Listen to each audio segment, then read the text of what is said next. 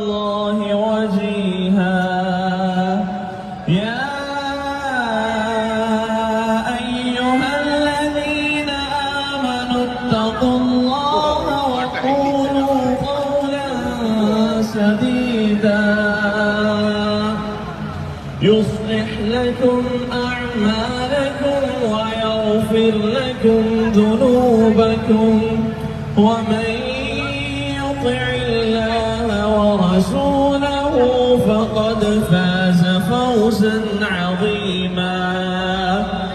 إنا عرضنا الأمانة على السماوات والأرض والجبال